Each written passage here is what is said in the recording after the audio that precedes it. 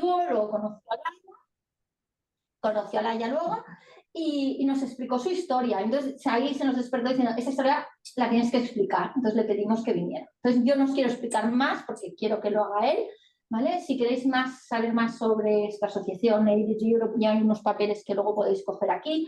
No sé si Alberto los proyectará también un código QR para conocer más.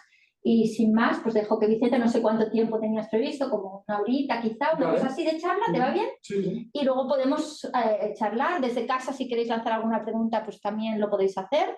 Y desde aquí, evidentemente, abriremos un poco de debate. ¿De acuerdo? Venga, gracias, Vicente, adelante. Muchas gracias.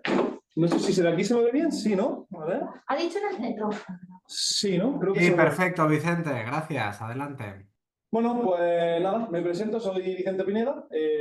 Actualmente, bueno, aparte de mi accionismo, de mi voluntariado en diversas asociaciones, no solo en ADHD Europe, también estoy estoy representando a la FEADA, que es la Federación Española de Asociaciones con TDAH, de personas afectadas por TDAH, y también soy miembro de la Junta Directiva de Ampachico. Yo, bueno, me lo notaréis por el acento, no soy de aquí de Barcelona, soy de Granada, aunque llevo viviendo aquí ya más de 3 años. Pero bueno, la gran mayoría de la historia básicamente se va a basar en mi historia educativa o mi historia educativa y profesional, la primera etapa de la parte profesional en Andalucía, básicamente. Y bueno, hablando un poco más de lo que hago a día de hoy laboralmente, trabajo como ingeniero de datos en Amazon, aquí en Barcelona, por poco tiempo porque me mudo justamente a otro trabajo afuera de España el miércoles que viene, pero bueno, más o menos. Y nada, y me gustaría primero en principio un poco, creo que es muy importante, bueno, mi historia es como cualquier otra, o sea, habrá muchas historias mucho peores, mucho más complicadas, seguro, 100%, pero creo que vale mucho centrarse en la parte educativa, porque yo siempre pienso que sobre todo los primeros pasos de la parte educativa, es decir, la educación primaria, estamos construyendo los pilares de lo que va a ser nuestra sociedad en el futuro, de lo que las personas van a hacer en el futuro, ya sean, yo qué sé, bomberos, profesores, lo que sea.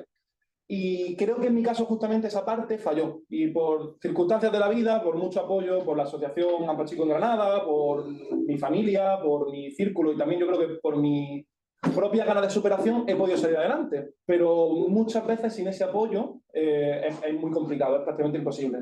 Entonces, bueno, partiendo un poco de la base, como dije, nací en Granada en 1999, tengo 25 años, o sea que sigo siendo un poquito joven. Y bueno, la educación yo la hice prácticamente en su totalidad en una escuela pública, excepto los últimos años que hice en una concertada. Pero bueno, al empezar en la escuela pública, yo desde chico siempre he tenido problemas. Siempre de chico yo, en mi casa no sé cuántas mesas tengo mordidas, pues mordía las cosas, no sé, tengo mordidas las mesas, mordía a la gente, me mordió un gato durmiendo, que yo siempre pienso, digo, ¿sabes lo que le haría al gato? Porque seguramente lo empezaría como a estrangular o lo que sea. Seguro, siempre he sido muy movido, siempre he sido muy disruptivo. Inatento de chico no era tanto, pero sobre todo era disruptivo a tope. O sea, yo me acuerdo de tener las rodillas siempre hechas abajo porque no paraba de correr y me caía, y aunque me caía yo seguía corriendo. Entonces, bueno, me diagnosticaron el TDAH, bueno, estuve en la atención temprana de chico, luego me diagnosticaron el TDAH, se me equivoco, con 5 años. Y desde entonces llevo en terapia, medicación y demás. En el colegio sí es cierto que a mí lo que siempre me ha salvado en la primaria ha sido, en la parte académica, ha sido, bueno, que también tengo un coeficiente intelectual más o menos alto. Entonces siempre me ha suplido esa falta de atención o esa falta de no prestar atención en clase, porque no prestaba atención para nada, con ese coeficiente intelectual. Y luego en el colegio, bueno, yo los primeros recuerdos de mucha parte de mi infancia que yo muchas cosas no me acuerdo, pero de los primeros recuerdos que tengo me acuerdo en primaria, creo que fue primero o segundo de primaria, que yo me levantaba, yo no sé por qué, pero tenía que sacarle punta a un lápiz. Y yo creo que no me podía quedar quieto. Entonces tenía que sacarle punta a un lápiz, me levantaba y le sacaba punta a un lápiz a la papelera que estaba al final de la clase. Entonces la profesora me decía que no me levantase y yo me levantaba. Y me iba levantando. Al final la solución que encontraron para que yo no me levantase más de clase es que me ataron a una silla, la silla a la mesa con un fiso, así. A ver, que también yo no era tonto, tenía unas tijeras, las corté, pero no me levanté en todo el día. Ya, porque digo, ya como mates la silla, la siguiente me atas las manos. O sea que bueno. Y de ahí, yo siempre, bueno, de chico nunca tampoco tenía amigos en el colegio, yo lo pasaba muy mal. De hecho, llegó un momento en el colegio en el que para que yo me relajase tenían que literalmente llamar a ambulancia. Tenían que llamar a una ambulancia para pincharme al Prazolán, era, si no me equivoco. O sea que bueno, que no iba nada bien en el colegio. A mí sí es cierto que lo que me salvó en la etapa primaria, yo siempre lo digo, pero en aquel momento, bueno, obviamente también damos por sentado que yo no iba a llegar a nada. O sea, que yo no iba a estudiar, bueno, es que no es que llegase a nada, es que no iba a llegar a estudiar en instituto. Iba a acabar en una formación profesional básica, lo que antes se llamaba PCPI, y iba a acabar de carpintero o incluso ni eso. Entonces, nunca he sentido ese apoyo, aunque, y volvemos a decir, nunca he tenido problemas en la asignatura, a mí nunca me ha quedado una asignatura en primaria, pero aún así, como era disruptivo y era diferente, pues al final, como era diferente, no va a llegar a nada. Lo que me salvó, lo siempre lo digo, además, yo creo que lo que más me ayuda a mí con el TDAH, si no probablemente lo que más, es el deporte. Yo desde chico siempre he hecho deporte y esa es la parte que socialmente me salvó, porque como era muy activo, yo he hecho, bueno, soy alto, jugaba baloncesto, entonces en baloncesto más o menos era más o menos bueno, también por eso, por el nervio que tenía interno. Entonces, por esa parte lo que me suplía esa baja autoestima que el colegio me daba, porque no tenía amigos, estaba aislado, yo me acuerdo en clase, pues siempre tenemos como unas filas, ¿no? Y hay un espacio entre las sillas de las mesas de los profesores y la pizarra. Pues yo estaba pegado a la pizarra, o sea, cuando digo pegado es pegado aquí, para que no pudiese hablar con nadie, no por prestar atención, porque es que desde aquí no ves la pizarra. Era por no molestar a la gente. Y me acuerdo también, yo qué sé, o sea, me acuerdo una vez que me compré unos rotuladores también, y los rotuladores me encantaban, y estaba con los rotuladores. Me encantan mis rotuladores, y al final los profesores me acabaron rompiendo los rotuladores porque era muy pesado con los rotuladores. Entonces, como esa he tenido. Y además yo siempre, o sea, en primaria tengo muchas historias así. O sea, de hecho hay otra, por ejemplo, estoy acordándome ahora, es de la música. Yo de chico, cuando entraba en música, como casi todo el mundo, tocábamos la flauta, que era el instrumento que teníamos. Pues yo quería siempre tocar la flauta. Entonces, siempre que entraba a clase, yo la primera pregunta que hacía era, ¿hoy se toca la flauta o no se toca la flauta? Pues estuve preguntando, teníamos el mismo profesor todos los años de primaria. Estuve preguntando eso, yo creo que no estuve preguntando a lo mejor cada clase de música un año. Después de ahí no tuve ninguna clase más de primaria en toda primaria. O sea, una clase más de música en toda primaria. Siempre que entraba, antes de decir nada, a mí me sacaban fuera y me decían, este hombre no vale, no va a hacer música ni nada. Curiosamente, luego al tiempo, yo creo que esto fue ya segundo de la ESO, tercero de la ESO, tuve una profesora de música bastante buena en la ESO y descubrí que me gustaba mucho la música. Y aprendí, bueno, descubrí porque empecé a tocar, teníamos un piano en la clase, empecé a tocar el teclado y aprendí a tocar con la Paralisa y alguna otra canción por mi cuenta, sin saber nada. Y a partir de ahí me dijo, ostras, si hubieras descubierto realmente que tenías ese talento por la música o que se te da bien, y si hubieras centrado en eso, a día de hoy podrías estar tocando un instrumento o incluso haberte dedicado a algo más con la música. Pero ya me voy tarde, ya estaba en tercero de la ESO, conservatorio no se puede y ya... Es una pena, yo no me arrepiento, o sea, porque al final es lo que es, pero es una pena porque al final, si esto ha pasado conmigo, siempre alguien tiene algo en lo que destaca, siempre. Y los TDAH yo creo que en concreto, cuando encuentran en lo que destacan, y yo siempre lo digo, o sea, porque tú en todos los sectores de la sociedad, pues siempre ves que el top 3% o las mejores personas de ahí suelen tener TDAH, porque nos hiperfocamos, nos hipercentramos en una cosa y cuando encontramos eso hay que encontrar eso que te motiva realmente. Y da mucha pena cuando la sociedad realmente te cierra esas puertas, sin ni siquiera haberte intentado entrar en las puertas, sin ni siquiera haberte dicho, oye, pasa a ver si te gusta. Porque al final está cerrando, o sea, no solo está cerrando una puerta a una persona, está cerrando una puerta a una sociedad que pueda disfrutar también de ese talento. Volviendo un poco a la primaria. Iba por tercero de primaria. En tercero de primaria yo, bueno, obviamente iba también a salud mental infantil, infantil juvenil, la pública también, en Andalucía, y desde ahí, bueno, vieron que la cosa no iba bien, el colegio desesperado porque decía que no iba bien, acabó en una carta que firmaron todos, bueno, los padres de mis compañeros de clase diciendo que era una mala influencia para su hijo.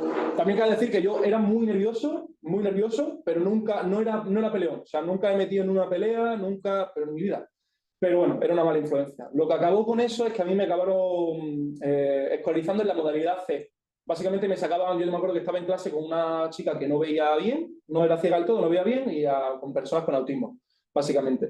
Entonces, yo allí no hacía nada, o sea, pero literalmente me acuerdo que tenían un ordenador con un juego, yo me ponía a jugar al Buscaminas, o sea, no hacía absolutamente nada. Igualmente, a partir de ahí, no era suficiente, acabé en quinto de primaria, ya estuve en quinto de primaria, acabé ingresado en el... Bueno, como las cosas no iban bien desde el colegio y desde el sector educativo, se seguían quejando de que no funcionaba, de que yo era muy nervioso y demás, acabé ingresado en la unidad de salud mental infanto-juvenil para que ellos pudieran verme de cerca y ver si había algo más, si había algún otro trastorno y demás. Es más, es curioso porque no había ningún grupo de trastornos de conducta ni de TDAH ni nada. Entonces acabé en un grupo de gente con bulimia y anorexia y conducta suicida. Que yo allí no pintaba nada porque era completamente diferente a lo que yo tenía. Durante este tiempo también, provocado por lo que digo, también por el colegio y demás, yo estuve durante 2 años que todas las noches yo me daban ataques de ansiedad. Y yo sentía que no podía respirar. Entonces me acuerdo que yo le decía a mi madre que no puedo respirar, y hasta que yo no iba a urgencia me ponían la saturación de oxígeno y veía que, oye, que puedo respirar, no paraba. Entonces, bueno, todo esto unido, acabé en lo que digo, en el colegio en quinto de primaria. Obviamente descubrieron que no tenía nada, que era TDAH, que no había nada más. Incluso yo creo que ni me regularon la medicación ni nada. Bueno, en ese momento yo tomaba muchísimas pastillas de chico. Tomaba una barbaridad que, no sé, me acuerdo de levantarme, tomaba, creo que eran 4 pastillas entre unas cosas y otras. No solo para el TDAH, me mandaron de todo por ver si había más cosas. Sexto de primaria, claro, como ya se había quitado la baza de, oye, a ver qué pasa, vamos a meterlo en el hospital, y no había nada más, acabé en el colegio normal. Igualmente, yo se supone que tenía que ir a clase normal, no iba a ninguna clase, porque el tutor que yo tenía en sexto de primaria a mí me decía que no quería. Que él en su clase, a mí no me quería. Y obviamente en las que tenía que entrar, que eran las específicas, la única que me dejaban entrar, si no me equivoco, bueno, es que también era el profesor, el maestro era también de práctica, entonces práctica tampoco lo hacía. Entraba solo en educación física, pero claro, en educación física puedes moverse, entonces al final de cuentas ahí no soy disruptivo. Pero la demás nada, obviamente música no entraba y me tiré todo sexto de primaria sin entrar. Entonces cuando evaluamos moverme, bueno, cuando íbamos a pasar a la época secundaria, mi instituto tenía, bueno, mi colegio tenía como muchos colegios, pasaba a un instituto, bueno, había como 2 o 3 opciones, si no me equivoco. Yo no pasé ninguna de esas y el equipo especialista, el equipo especializado de TDAH me dijo, mira, como se siguen quejando mucho del colegio, vamos a ver qué pasa, y ellos tenían una oficina cerca de un instituto en Granada. Básicamente este instituto es un instituto de compensatoria. Entonces, para que nos hagamos una idea, por clase había 5 o 6 personas, y la gran mayoría de la gente eran, bueno, sobre todo eran gente con muy pocos recursos, pero sobre todo eran inmigrantes que venían de África, que tenían que darle educación, pero no sabían hablar español. Entonces los ponían allí para que aprendiesen español, y una vez que aprendiesen español, pudieran pasar a un instituto en el que ya pudiesen formarse. Entonces me pasaron allí un poco por lo mismo que decimos del hospital, para tenerme bajo mira y ver qué pasa, estudiar a ver qué es lo que está pasando y qué está yendo mal. Yo siempre digo que yo estuve ahí 3 años, estuve primero de la ESO, segundo de la ESO y tercero de la ESO. Y yo no, siempre digo, pongo un ejemplo que es la libreta de lengua, que se supone que es lengua es donde más se va a escribir porque tiene sintaxis, es lengua al final. Yo en 3 años llegué a tener 3 hojas escritas, porque no hacía nada. Absolutamente. Es que no se hacía, no es porque yo no hiciese, es que en el colegio no se daba nada porque no se podía dar, porque era un colegio con un instituto con otro objetivo, básicamente. Y yo allí en el instituto, yo creo que es donde empecé a ver un poco cambio y realmente la gran ayuda o la única ayuda grande que yo pude recibir en la época obligatoria de mi educación por medio del sistema o del gobierno y demás fue que yo tuve un profesor Sombra, si no me equivoco, creo que se llama. Era básicamente una persona que estaba contratada, que venía conmigo y estaba sentada al lado mía. Y yo tuve mucha suerte porque esta persona que entró, pues muchas veces sientes como esa conexión, ¿no? Y yo lo sentía como un poco como... ¿no? Es como un poco como la serie que conocemos como Hermano Mayor. Yo lo sentía como un hermano mayor que me guiaba, realmente. Y a partir de ahí fue yo cuando empecé un poco a cambiar, a decir, oye, puedo seguir por aquí, puedo mejorar por aquí. Realmente fue un poco por eso, no tanto por el apoyo psicopedagógico que me dio el sistema, porque no, realmente lo que me ayudó del apoyo psicopedagógico fue lo que tenía, tanto por la asociación como por la parte de mi psicólogo y mi psiquiatra de la unidad infanto-juvenil, pero no por la parte de educación, sino un poco por esa figura, porque yo, bueno, perdón, soy hijo único, entonces no tengo hermanos, sino por eso, pero era esa figura de un hermano mayor, alguien al que ver, y además era una persona que también había sufrido TDAH de chico, entonces te entendía mucho más y tenía esa compenetración, te veías identificado con su vivencia. A partir de ahí, yo, bueno, lo tuve solo un año, al año siguiente tuve otro profesor Sombra, que no funcionó para nada porque estuvo conmigo, creo que fueron 2 días y luego no estuvo nunca más porque quería entrar en el colegio, básicamente. Pero bueno, gracias a partir de ese momento, gracias a partir de este profesor tutor este profesor Sombra, perdón, que tuve, es cuando empecé un poco a cambiar. También es cierto que yo en mi cabeza siempre he querido estudiar a la universidad. Yo me acuerdo que siempre que entraba en la ESO me veía en el futuro, en plan, ¿cómo te ves en el futuro? Y me veía estudiando a la universidad. Pero es cierto que, claro, no eres consciente de los pasos que necesitas. Aunque hay muchísimos caminos, necesitas recorrer. Cual sea el camino que sea, tienes que recorrerlo, al final de cuentas. Y yo me acuerdo cuando yo estaba en segundo y en tercero de la ESO, como decía, yo siempre jugaba baloncesto. Entonces yo me acuerdo de ir al baloncesto y hablar con gente y decir, con mis amigos, y terminar el entrenamiento y decían, oye, que me tengo que ir a casa, que tengo que hacer deberes, que tengo que hacer un proyecto. Y yo siempre, o sea, la máxima que yo siempre he buscado desde por lo que venía provocado por el colegio, por sentirme diferente, es ser como los demás. Y yo me acuerdo cuando estaba en el instituto que yo decía, yo quiero tener deberes, porque es que nadie tiene deberes, todo el mundo tiene deberes y yo no tengo deberes. O sea, esta gente dice, tengo proyectos. ¿Y qué son proyectos? O sea, yo no tengo nada que hacer. Y un poco movido por esto, en tercero de primaria, en tercero de la ESO, perdón, yo dije, oye, hablé con mi madre y digo, quiero cambiar mi instituto, no por nada, sino porque al final también, y un poco guiado por este mentor que yo digo, ¿no? Creo que para llegar a la universidad, siendo realista, no he hecho nada en 3 años, voy a tener que recuperar 4 años prácticamente enteros de la ESO y luego tienes bachillerato o un ciclo o lo que sea, básicamente. Y de ahí me cambié. Me cambié de instituto en cuarto de la ESO. Pero bueno, el cuarto de la ESO fue un poco locura, porque al final, lo bueno, yo siempre digo, a mí lo que más me ha salvado es un poco el coeficiente intelectual, porque yo en cuarto de la ESO me acuerdo que al final pasaba de lo que decía, 3 años sin hacer nada, sexto no entré en clase, quinto estaba en el hospital, y cuarto, pues sería cuarto de primaria el último año que hice completamente formativo bien, o sea, desde septiembre hasta junio. Los demás, más o menos, algunos mitad, otros menos, pero vaya, yo entré en cuarto de la ESO, yo no sabía ni derivada, ni álgebra, ni bueno, inglés ninguno, porque además yo venía de un colegio de francés también, que luego tampoco di francés, o sea que no sabía ningún idioma, geografía apenas tampoco, lengua, sintaxis no sabía absolutamente nada, y me llevó, pues yo me acuerdo que en cuarto de la ESO yo me tiraba, pues yo creo que por día fácilmente 9 horas. Bueno, 9 horas delante del papel, porque no me tiraba 9 horas estudiando, obviamente. Pero bueno, me llevó a suspender alguna en cuarto, igualmente lo saqué y ya pasamos a bachillerato. Entre todo esto también se me olvidó mencionar que yo tengo digrafía, entonces mis letras no se entienden. O sea, da igual, como yo no sé cuántos cuadernillos he hecho rubio, yo creo que lo he hecho todos los de ahora y los que vayan a publicar, pero no se entiende mi letra.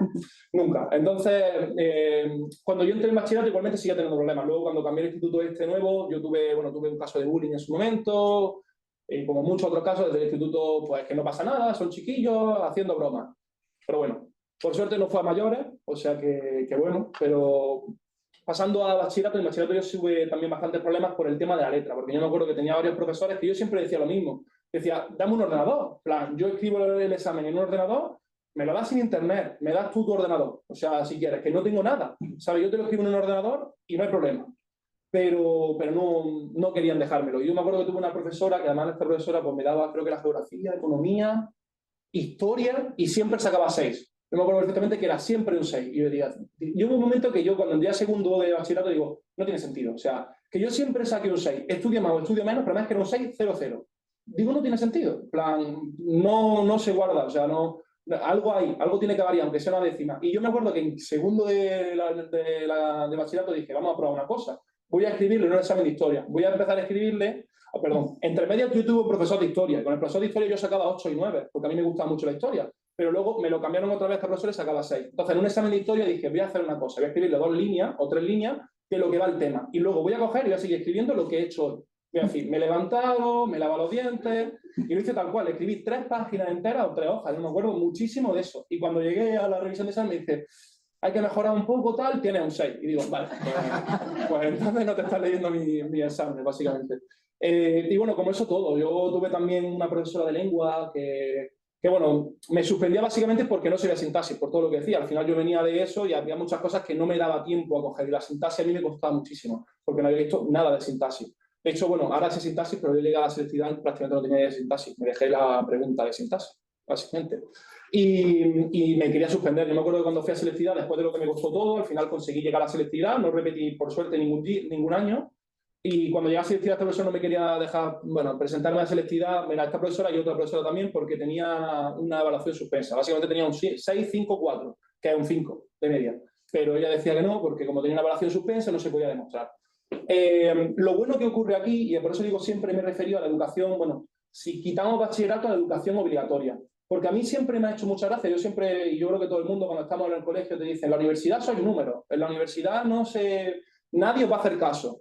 O sea, tenéis que acostumbrar, y además, yo me acuerdo, primera clase de bachillerato, te empiezan a meter miedo con la universidad. Y sinceramente, si en algún sitio he tenido ayuda, tanto, bueno, yo he estudiado tanto en España y luego hice el Erasmus en el extranjero. Y también he tenido la oportunidad de colaborar con otras universidades. Donde he visto más ayudas es en la universidad, con muchísima diferencia. Yo llegué a selectividad y selectividad fue el primer examen de mi historia que yo he hecho con un ordenador.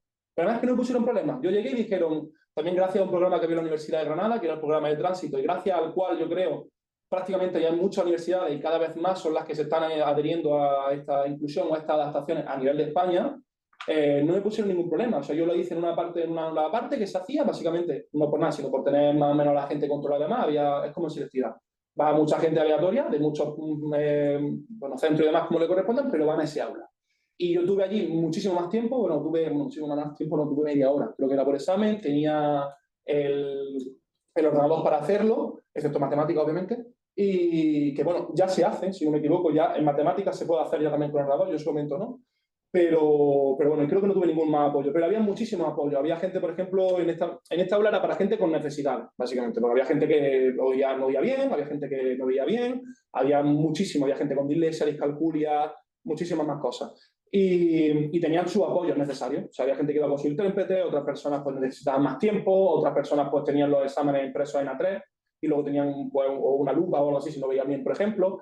Pero esto yo nunca no lo había visto hasta este momento. De hecho, yo me acuerdo que me lo dijeron y cuando yo fui a selectividad yo no me lo creía. Digo, bueno, un ordenador, digo, si me van a dar el ordenador me lo van a quitar, porque es que no voy a hacer el examen en ordenador. Hice selectividad, casualmente es lo que digo, o sea, al final de cuentas yo la selectividad siempre es muy gracioso porque las asignaturas en las que a mí no me dejaban presentarme, yo creo que fueron las que mejor saqué nota. En lengua que no me dejaban presentarme creo que saqué un 7,5, un 8.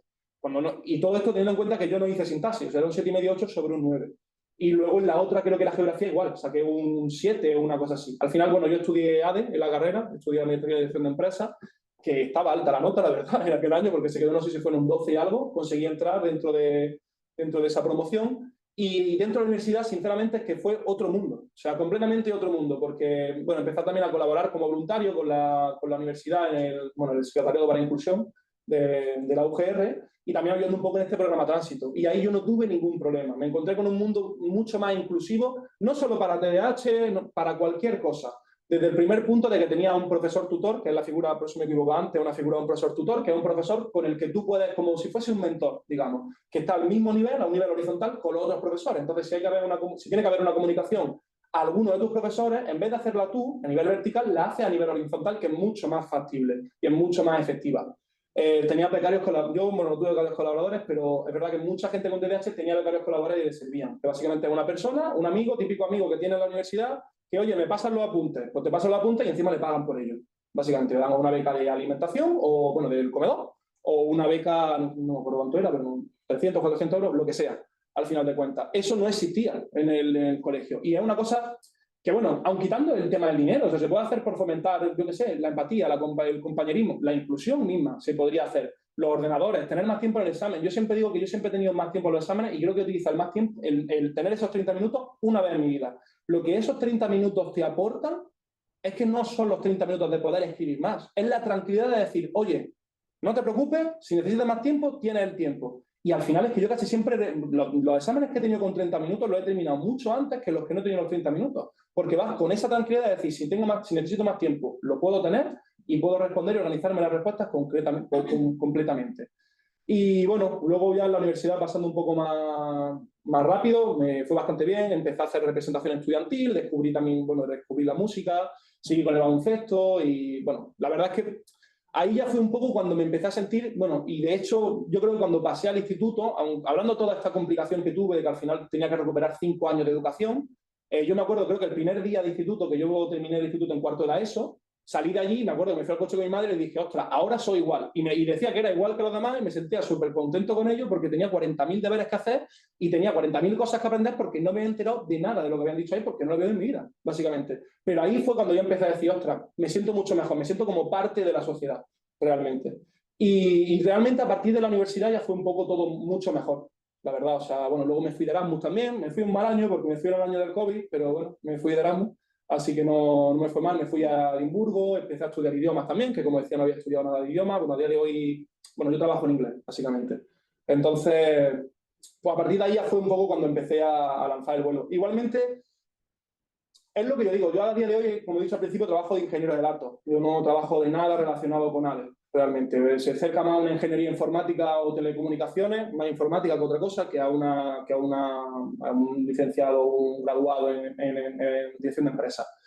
Pero también creo que va un poco en línea con esto, ¿sabes? Yo creo que al final a la gente en general, no solo sin TDAH, con TDAH y sin TDAH, a la gente en general nos inculcan que hay un camino y siempre nos meten mucha presión con la educación primaria, luego la secundaria, luego el bachillerato, luego la carrera, luego el máster y luego trabajas de eso. Y la vida yo creo que no es así, por lo menos en mi experiencia no la veo así. O sea, la vida da muchas vueltas, no tienes por qué ir a un bachillerato, puedes hacer cualquier otra cosa. Y aunque vayas allí, la vida no está, o sea, si eliges ciencia en vez de sociales o si pierdes 3 años de educación, no va a cambiar mucho si al final tú estás motivado a hacer lo que quieres hacer, básicamente. Porque al final encontrarás una manera que te puede llevar 5 años, 2 años, 10 años, pero es que eso no es importante. Lo importante al final es que si quieres llegar allí, llegas. y disfrutas del camino, no tienes un camino que sea un infierno, por así decirlo. Y ¿qué quiero decir con esto? Bueno, terminé la carrera, no estudié máster tampoco porque en mi cabeza no entraba a hacer un máster porque no sabía qué iba a hacer con mi vida después de la carrera, como mucha gente. Y nada, empecé a trabajar, yo empecé a trabajar ahí en, bueno, como digo, empecé en Granada en unas prácticas de marketing en una empresa que era de información empresarial, que bueno, que al final no eran prácticas ni de marketing ni nada porque me decían que moviese muebles, pero bueno, como a mucha gente le pasa. Y ahora ahí me mudé a Barcelona. Yo llevo aquí en Barcelona, me mudé en 2021 cuando me gradué. De hecho, me mudé antes de graduarme, me mudé en septiembre y tuve la graduación en octubre. Y nada, estuve trabajando al principio de recursos humanos en Globo, en la empresa de aquí, y ahora estoy en Amazon, como digo, de ingeniero de datos. Y bueno, ya es lo que decía, dentro de nada me voy a mover a otra empresa, una financiera de Amsterdam. Y bueno, entre medias, o sea, me centro un poco en la parte educativa y lo que digo también del baloncesto. Yo en el baloncesto también es verdad que es lo que decía, que yo creo que a mí lo que me salvó en las primeras instancias, sobre todo no salvar la etapa educativa, porque la etapa educativa, lo que a mí me salvó realmente fue la parte de la autoestima. Estando la autoestima bien, o la autoestima, bueno, no bien, pero estando la autoestima no muy mal, no demasiado mal, digamos, es lo que a mí me salvó para que esa parte educativa, cuando ya encontré un poco la salida, pudiese tirar para arriba. Y a mí eso es lo que me salvó fue el baloncesto. Lo que me aportó eso fue el baloncesto, porque el baloncesto tenía mucha gente, me sentía valorado, porque encima pues, que tenía un rol más o menos, era más o menos bueno, pues me sentía valorado, me sentía como, ostras, en todos los sitios soy lo peor, me ponen delante para que no hable con la gente, nadie se junta conmigo, me quitan de la clase y aquí pues la gente me dice, oye, pues muy bien, Vicente. Y a partir de ahí utilicé ese motor del deporte. También, obviamente, aparte de todo esto de la autoestima, para afogar, que es lo que digo, para regular la energía. Yo cuando tenía 13 años, que yo no sé cómo lo hacía, porque entrenaba de lunes a viernes y yo me tiraba todos los días jugando baloncesto, creo que eran 5 o 6 horas por la tarde. Y al final de cuentas, pues, obviamente, yo llegaba a mi casa y llegaba cansadísimo, ¿cómo no voy a llegar cansado?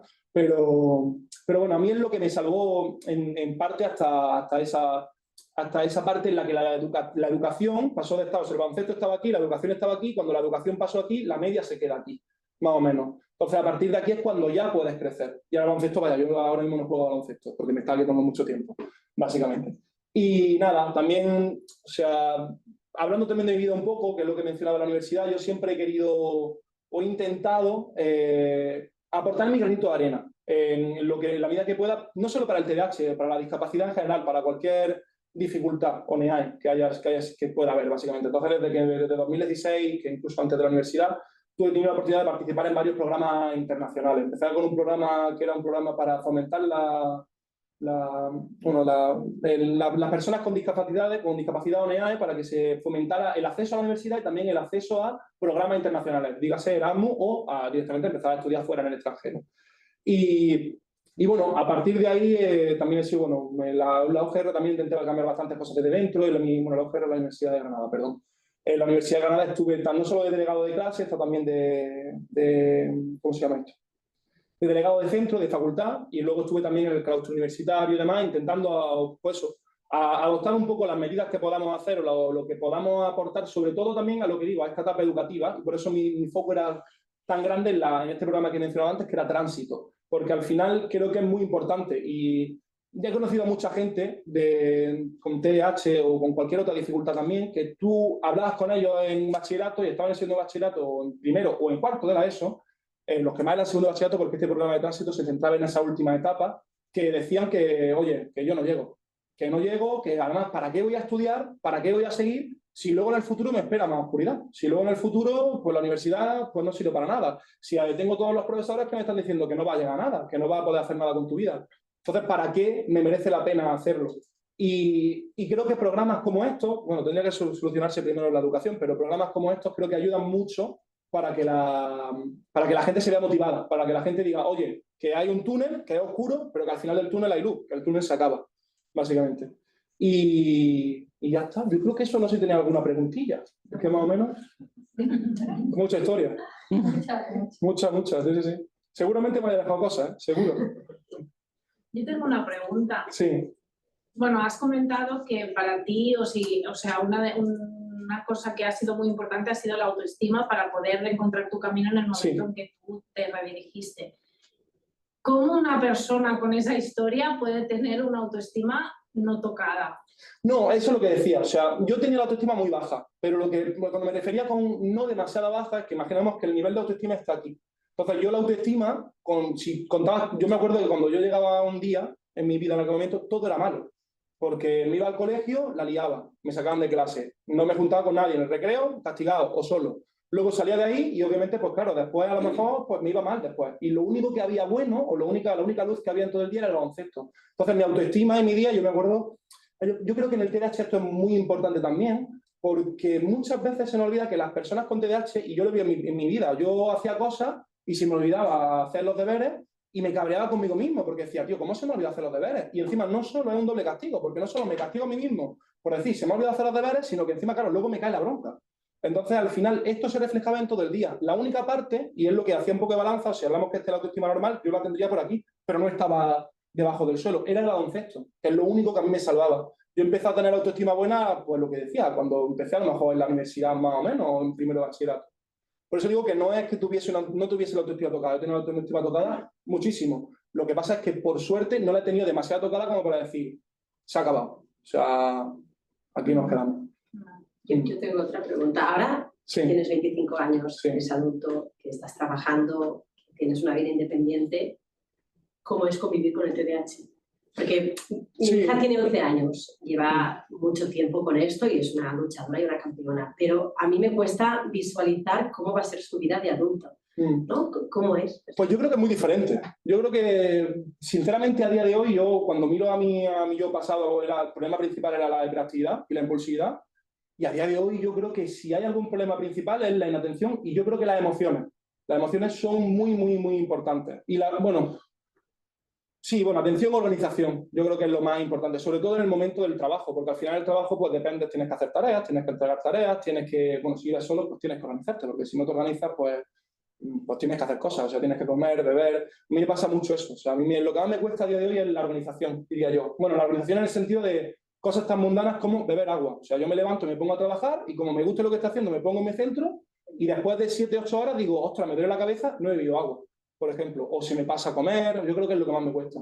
No tanto la hiperactividad, o sea, es muy, muy, muy, muy, muy diferente. O sea, el hiperfoco es algo, lo del hiperfoco es alucinante. Sí. Cuando es una persona con TDAH con hiperfoco es como, hola, sí. está aquí y no hay. 100%. Yo creo que además es eso, el problema más grande ya no es solo el hiperfoco, es la imposibilidad o la dificultad para controlar dónde poner ese hiperfoco, porque si lo puedes hacer es una maravilla. Pero yo hay veces que me he visto en un bucle la Wikipedia mirando la población de un país o un pueblo en Siberia, que dice, a mí eso que me aporta, pero y además luego empiezas de Siberia y dices, ostras, hay un perro, ¿este perro qué es? ¿Qué raza es? Y acabas viendo, yo qué sé, minerales de Alaska. O sea, que esa es la cosa. O sea, que para ti, perdón, la clave para una persona con TDAH no es... Porque es verdad que hay un tema, ¿no? Que, no sé el número, pero muchas personas con TDAH tienen un coeficiente intelectual alto. Muchas veces. La dificultad no es tanto el que puedas hacer algo, ¿no? Sino que encuentres lo que quieres hacer. Exacto. ¿No? Para mí esta es la clave en un TDAH, ¿es así? Sí, completamente. Por eso es lo que decía también con las puertas, que sobre todo cuando somos chicos no nos cerremos puertas, o sea, probemos cosas. Que si probamos 50 deportes, pues 50 deportes. Si al final es que o si probamos, yo qué sé, o incluso en estudiar, que es lo que digo, muchas veces en la vida da muchas vueltas. Si probamos a estudiar un poco de 50 cosas, pues es que solo nos falta con encontrar una. Cuando encontremos esa una que nos gusta y que nos motiva, ya está. Es que no hace falta más. Realmente. Pero sí, lo complicado realmente yo creo que es eso, en encontrar dónde poner ese foco. También porque, bueno, vivimos en un mundo que tiene muchísimas posibilidades. Realmente. Y también los TDAH les suelen gustar muchas cosas y suelen variar mucho de una cosa a otra y cambiar de gusto. Y también me ha pasado, ¿eh? Pero sí. Vicente, hay preguntas desde casa. Sí. Mira, te las digo. Rusé nos pregunta si en el baloncesto no la liabas y qué relación tenías con los entrenadores. Sí, yo la he liado mucho el baloncesto. Yo creo que el baloncesto, de hecho, yo he dicho antes que nunca he llegado a pelear con nadie y si he estado en algún sitio cercano a pelear baloncesto, he estado en algún sitio en el caso cercano a pelearme, ha sido el baloncesto 100%. Pues al final, hiperactividad, adrenalina y pues gente corriendo y pegándose básicamente, pues no es buena combinación. Yo al principio tuve mucha suerte en el baloncesto porque mi primer año yo tuve un entrenador que era muy bueno y que sabía, dentro de lo que cabe, sin tener ninguna formación, sabía muy bien manejar sabía muy bien manejar mi caso. pero yo en el primer año tuve muchos problemas. De hecho, yo solo tuve un año muy malo, que es este el que digo. Me peleaba con los árbitros, protestaba con los árbitros, con los compañeros, entrenando, porque aparte tampoco estaba, como lo que venía acostumbrado era a pelear, porque yo en el colegio, hiciese lo que hiciese, tenía la culpa, o sea, aunque no lo hubiera hecho, me tenía la culpa, pues me tocaba pelear, me tocaba discutir, y en el baloncesto, pues al final es un mal hábito aprendido, realmente, que se reflejó en el baloncesto. La suerte que tuve es este entrenador, que me hacía ver, y luego también muy buenos compañeros de equipo. Y yo creo que, no sé otros deportes, yo hablo de mi caso, pero yo creo que el baloncesto es muy buen deporte para este sentido, porque es muy deporte de piña, realmente.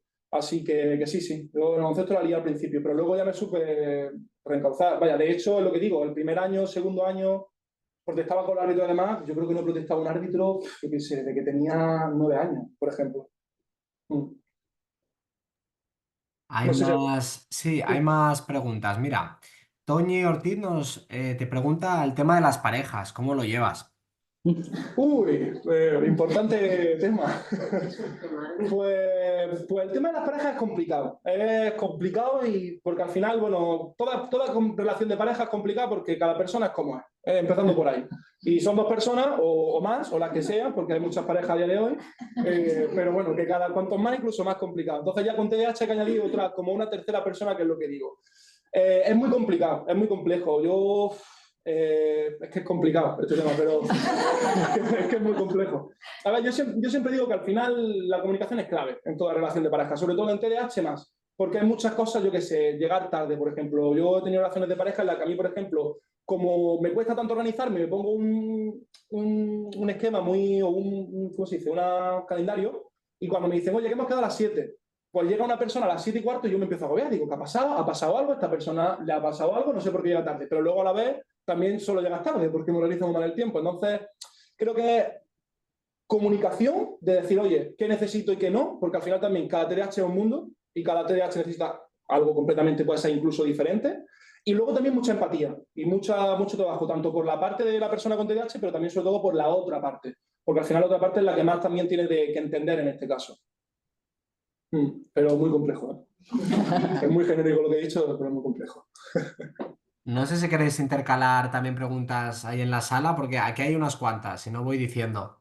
Bueno, yo le quiero preguntar, Sí. Alberto, un segundo, sobre tus apoyos. O sea, ¿cuáles han sido tus apoyos a lo largo de todo este tiempo? Sí, pues bueno, yo creo que el principal apoyo que he tenido siempre, bueno, el primero obviamente, y yo creo que al final de las patas de la mesa, ¿no? Que podemos decir que es el colegio, pues la familia o el entorno y el apoyo pues, que puedas tener por parte de un psicólogo o psiquiatra. El primero ha sido siempre mi familia, bueno, mi madre, que también está aquí en la sala, y está ahí. Y luego el apoyo psicológico porque sí es cierto que yo en ese sentido he tenido mucha suerte, tanto por la asociación de TDAH de Granada, como también por los psiquiatras y psicólogos que he tenido desde el ámbito público. Bueno, el primero, si no me equivoco, no me fue muy bien, pero a partir de ahí la verdad es que he tenido bastante suerte. Y al final por eso se mantenía la mesa, ¿no? Porque al final la otra pata no iba muy bien y luego la parte social, pues el baloncesto es lo que sostenía la pata social un poco, medias, la pata del colegio era inexistente, no existía, y luego pues un poco así tambaleándose. Entre la familia, las circunstancias y obviamente el apoyo psicológico. Bueno, y bueno, cuando digo psicológico y psiquiátrico también hablo del farmacológico. Por completamente, sí.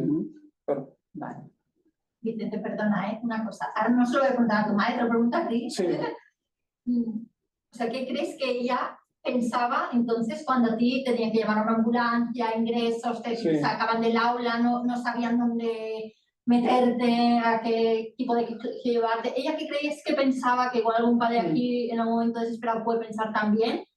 Y tú has sido muy modesto explicando mucho porque tiene un montón de becas, de estudios, ha ganado premios, es una persona que ha triunfado muchísimo, ¿no? Entonces yo pienso, ¿tu madre te veía ese triunfo en el futuro, tú crees o no? No, yo no. Porque los padres confiamos en los hijos, pero en general, ¿tú crees? Yo creo que no, vaya, pero estoy prácticamente seguro. Y yo creo que siempre me ha sido muy curioso porque, bueno, obviamente, bueno, el triunfo y demás es muy subjetivo, pero yo siempre, verdad que lo que decía, yo siempre he tenido claro que iba a llegar a la universidad.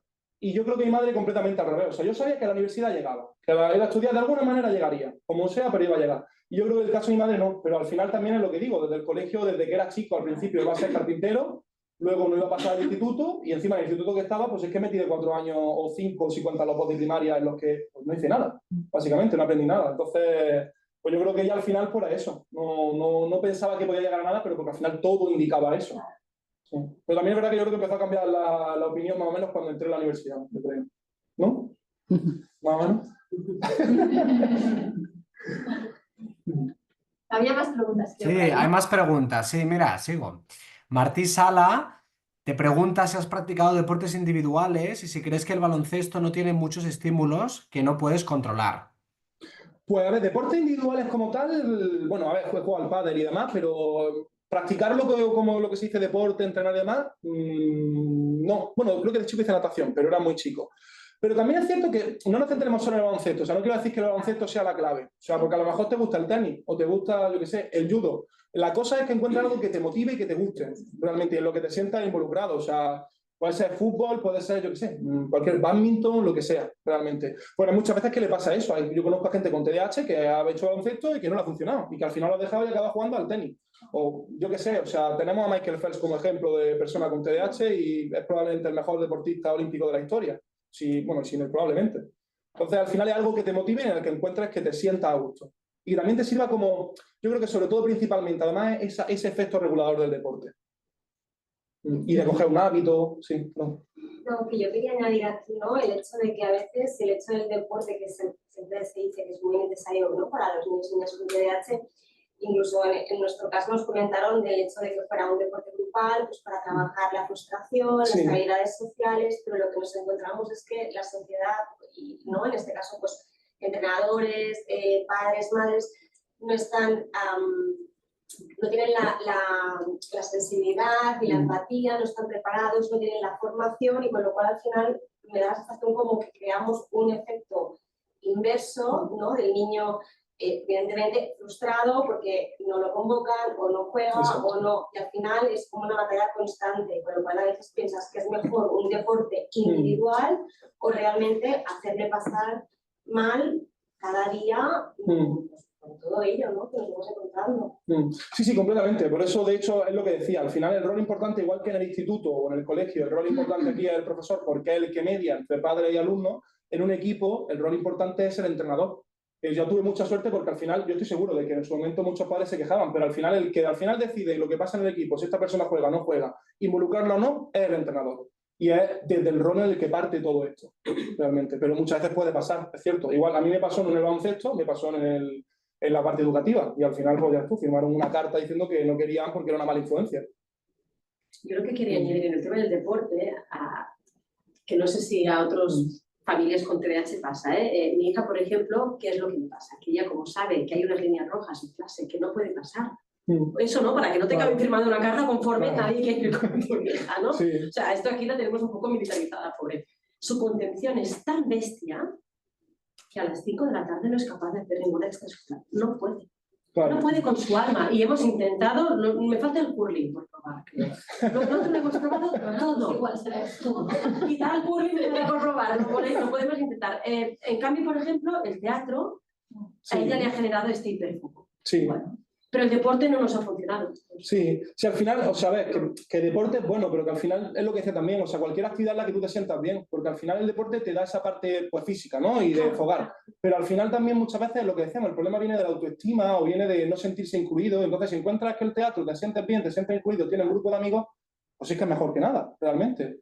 Pero vaya, teatro, cantar, bailar, hay mucha gente que, o música incluso, también que tiran por ahí. O sea, encontrar algo en lo que tú te sientas bien y que te ayude. Exactamente. Sí, mira, Natalia te pregunta, agradece que hayas contado tu experiencia y te pregunta si a día de hoy sigues tomando medicación y si es que sí, ¿cómo lo llevas? Sí, tomo educación, tomo mucha menos. O sea, es lo que mencionaba. Yo de chico tomaba por la mañana al mediodía, perdón, cuando me despertaba, creo que eran 4 pastillas, bueno, no creo que eran 3 pastillas y un jarabe. Al mediodía tomaba Rubicén, para luego por la tarde, y luego por la noche tomaba otras 3 pastillas. A día de hoy, por suerte, solo tomo una pastilla. O sea, yo tomo el Banse por las mañanas y listo. Y la verdad, yo nunca he tenido problema con la medicación, la verdad. O sea, sí es cierto que obviamente, pues, yo en mi caso noto algunos efectos secundarios, en plan, pues, pérdida de apetito y demás, pero es que merece mucho la pena. Llega un momento en que al final yo, cuando no me tomo la medicación, sé que no me tomo la medicación por cómo me va el día. O sea que al final la medicación tiene vaya, ahora menos, porque lo que digo, ahora a día de hoy, pues al final la hiperactividad baja, al final también, pues, obviamente creces, tienes tus propias estrategias, pero de chico yo no tomarme la medicación un día, además de chico yo es que me pedía la medicación para tomármela. Me acuerdo de ir al colegio algún día que se me olvidó la medicación y le decía a la profesora, llamaba a mi madre que me dé la medicación porque es que el día está fuera. O sea, es que entonces ya este día se va fuera y como este día se va fuera, se hace una bola de nieve y no para. O sea que sí, no, yo no tengo ningún problema con la medicación, la verdad. Perdón que hago un inciso, lo siento, es que con esto de la medicación, aquí ahora tenemos un problema muy grave. No hay abastecimiento. Ya, lo sé. Pero en toda... Yo he estado dispuesta hasta a irme a Valencia. Y no hay. Es a nivel Europa. A nivel español y a nivel ni en Andorra, ¿eh? Sí, es a nivel europeo. O sea, a nivel europeo. Es a nivel Es un europeo. problema Eso muy es. grave. Las asociaciones están haciendo mucha presión y están luchando por ello, pero... Porque es que a mí me pasa, Ya. yo pienso ahora, mi hija, mi marido, su medicación, la que se va al psiquiátrico. Y eso, claro, es que lo necesitáis. Ya. Es que no. Sí, es cierto que hay un problema grande con el desabastecimiento. Pero es dramático. Sí. Y es lo que diga a nivel europeo. Y dentro de lo que cabe, viendo cómo está España, España no está del todo mal, porque tú tienes en algunos países, sobre todo en la parte de Albania y demás, hay unas medicaciones. O sea, se tiene que ir todo el mundo a Serbia porque en Serbia es el único sitio que puedes encontrar medicaciones. O sea, que dentro de lo que cabe España no está del todo mal, pero incluso eso, que tenemos un problema con eso. No llega. Pero no llega, eso es lo que digo, que aunque no estando tanto mal a nivel europeo, es que no llega. O sea, que hay que solucionarlo de alguna manera. ¿Hay más preguntas online? Sí, Laura te pregunta, ¿qué consejo le darías a tu yo de 10 años? Pues buena pregunta, ¿eh? Pues yo creo que le diría que no se preocupase tanto, porque sí es verdad que es lo que digo, o sea, yo siempre he estado muy preocupado, aunque en mi cabeza en algún momento yo decía, algún día llegar a la universidad, siempre he estado muy preocupado por, ostras, no voy a llegar a nada, no voy a conseguir nada, me va todo muy mal. Que se tomase un poco más las cosas con calma, sinceramente, en el sentido de, oye, mira, tranquilo, no lo pases mal, porque, bueno, es lo que decía, además yo con 10 años, yo tuve 2 años o 3 años, yo no sé, con ataques de ansiedad todas las noches, y era un poco provocado por todo esto. Entonces, sería un poco más, pues eso, tranquilidad y sobre todo confía en ti mismo. Porque al final, yo creo que al final lo que pasa con los TDAH es que estamos tan acostumbrados tanto a no solo automachacarnos, sino a que nos estén dando martillazos desde fuera, que al final acabas debajo de la tierra y dices, si es que no valgo para nada, si es que no sirvo para nada y haga lo que haga, aunque sea el baloncesto y se me dé bien, no va a servir porque es que soy yo, entonces da igual que se me dé bien. Entonces diría que eso, confiar un poco en mí mismo y confiar un poco en lo que yo valgo, porque al final el TDAH yo siempre me gusta tratarlo así, el TDAH tiene muchas cosas negativas, sobre todo yo creo que principalmente por cómo está la sociedad hecha y como está visto socialmente en la etapa escolar hasta que empieza la edad adulta. Pero si lo manejas bien, es que es un superpoder. O sea, es que el TDAH realmente, o sea, ¿quién es capaz de decir, oye, mira, que me gusta esto, me centro en esto y me puedo tirar en esto las horas que sean, ¿sabes? O sea, ¿quién es capaz de decir, oye, mira, que tengo muchísima energía? ¿Sabes? Que la gente dice, no, es que me tomo un café para despertarme, yo me levanto bailando. O sea, yo a mí no me hace falta un café, me hace falta una tila. Entonces, es lo que digo, que todo realmente encauzado de manera correcta es una maravilla el TDAH. Entonces, pues eso, confiar un poco más en mí mismo, diría. ¿Y el mensaje para los padres de estos niños de 10 años? ¿Padres y madres? Igual, yo creo que enfoca un poco en lo mismo, que confíen en ellos. O sea, realmente... Y también yo creo que al final muchas veces pasa también con los padres que tendemos o tienden a sobremachacar a los niños. Y es lo que digo, al final el TDAH, a ver, algún caso habrá, pero la gran mayoría de la gente no quiere hacer esas cosas mal, simplemente porque sabe que no están mal, que no están bien. Pero muchas veces esa incapacidad de controlarlo. Y al final, pues tener ese doble machaque que te den con un martillo y luego te das tú con el martillo, pues bueno, si me das solo un martillo, mejor. Algunas veces. Entonces yo creo que eso, que un poco de confiar un poco en ellos mismos y también tener en cuenta eso, que ya de por sí la gente con TDAH ya se está machacando porque se ven que no son iguales al resto de personas. Tenemos más preguntas, está muy participativa la gente desde su casa. Mira, Karina nos pregunta si mientras la persona con TDAH no encuentra lo que le motiva, deporte, arte, etcétera, ¿es bueno dejar que cambie constantemente de actividad o es mejor que persevere y se esfuerce para ver si luego le gusta? No, completamente cambiar la actividad. Yo creo que sí. Porque al final es lo que digo, yo también creo que yo como persona con TDAH he tenido 40.000 hobbies. O sea, yo en su momento me acuerdo que empecé a jugar a Magic en su momento, luego dejé las Magic. Y al final yo creo que es cierto que muchas veces tenemos que cambiar muy rápido, Pero es que yo creo que tampoco, o sea, yo desde mi caso y de la gente que conozco, la gente cambia mucho porque al final somos muy inquietos, pensamos muy rápido y los gustos también pues cambian muy rápido. Igual que a veces que estás enfadado y luego te estás bien, básicamente. Entonces, pues yo diría que sobre todo de chicos hay que probar cosas hasta que descubras lo que te guste y ya una vez que te guste ya habrá tiempo para perseverar en las cosas que te gustan. Pero hay muchas cosas que probar, muchos hobbies que probar, muchos deportes, artes, de todo que probar. Yo creo que sí. O sea, también es cierto que, por ejemplo, hablando del tema deportivo, yo me acuerdo que de chico tuve un programa que era multideporte, que como que era una cosa intermedia. O sea, cogía y hacías 3 meses creo que era baloncesto, 3 meses balonmano, 3 meses voleibol, y es como una cosa intermedia, porque te da tiempo a probar el deporte y también bueno, a perseverar un poco. O sea, no a largo tiempo, pero ver un poco más del deporte. No es que haga una sesión de balonmano, por ejemplo. Mira, y otra pregunta más. Si Toñi te pregunta si te has despedido de algún trabajo. Despedido que me hayan... Por Es que no ahora, entiendo si te han despedido a ti la empresa o tú has abandonado el trabajo. No sé si Toñi, bueno, o ambas preguntas bueno, por respondo las responder. dos, sí. Despedirme no me han echado nunca y bueno, despedido sí. Cuando he cambiado de empresa, pues si contamos eso como despedirme, me voy a despedir el lunes que viene. O sea que... Sí, sí. Martí nos pregunta si además de la escritura que comentabas que has tenido, vale, Tony ya nos ha aclarado si te has ido, sí, ya nos ha respondido. Vale, entonces Martí nos pregunta, además de la escritura que comentabas, ¿has tenido dificultades en leer? El leer no, de hecho no, de hecho lo único así bueno que tuve yo en el primaria que me fomentaba un poco a estar pendiente de las clases, una profesora que tuve en tercero de primaria que tenía, la verdad es que tenía un sistema muy chulo de leer libros. Ganabas por cada libro que leías tenías que hacer me estoy acordando una anécdota, pero tenías que hacer un resumen y después de que hacías el resumen te daban como unos puntos y al final del curso tenías como unos regalos, unos juguetitos chicos que tenías que canjear con puntos. Pues para ver lo mismo que decíamos de encontrar la motivación. Yo encontré la motivación en leer porque tenía esos puntos, tenía una recompensa y podías conseguir. Pues yo creo que, bueno, esta profesora la tuve en primero, segundo y tercero de primaria. Pues los 3 años fui el que más leyó libros, pero con diferencia. O sea, yo creo que me leí, creo que se cuenta que me leí ese 500, pues el segundo se me leyó 100. Además, bueno, también es cierto que, bueno, un poco por la hiperactividad, me acuerdo que algún libro lo intenté colar.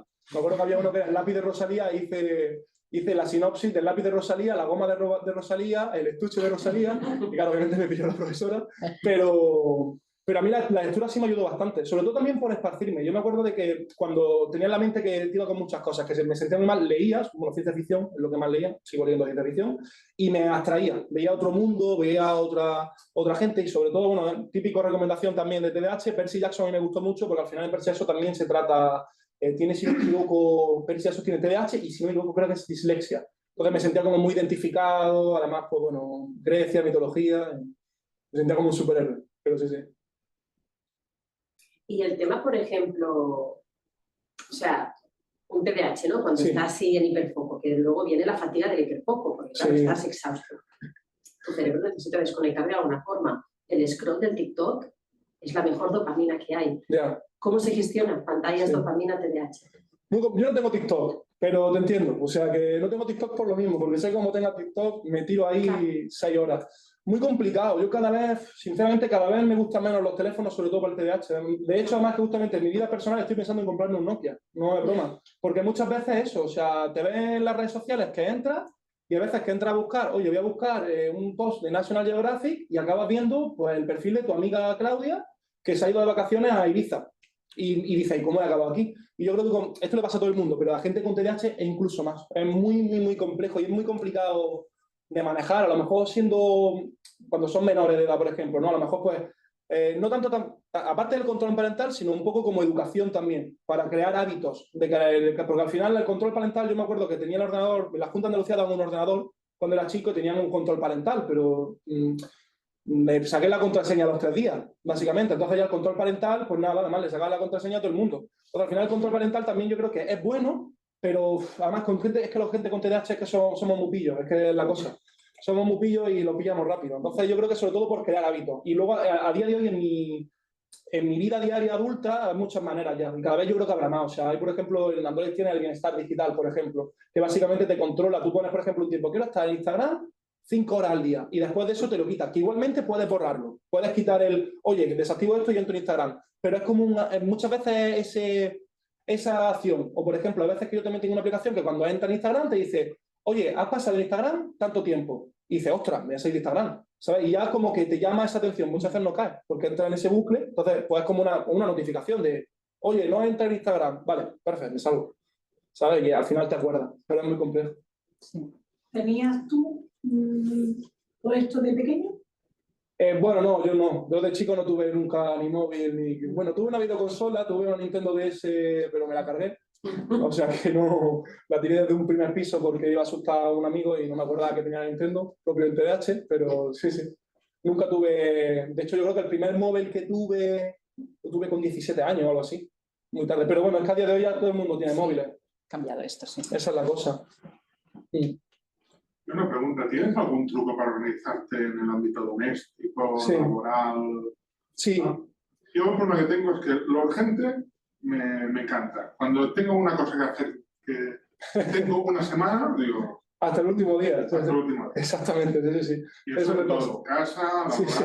entonces sí. Sí, sí, a mí me ha pasado siempre igual. A ver, yo lo que utilizo muchas... Bueno, Google Calendar, el calendario de Google lo utilizo mucho, pero además yo siempre creo que al final con TDAH también, teniendo en cuenta, es muy complicado. Yo digo, lo que más sufro es la organización. Teniendo en cuenta que tiene que ser flexible, pero yo a veces organizo calendario, cosas en el Google como irse a dormir. Y aunque luego no me voy a dormir, sé que está ahí y sé que me llega la notificación, que es lo que digo. Y digo, vale, pues si yo no me he ido a dormir a las 11 o a las 12, me he ido a la 1, al día siguiente a las 12:30, al día siguiente a las 20.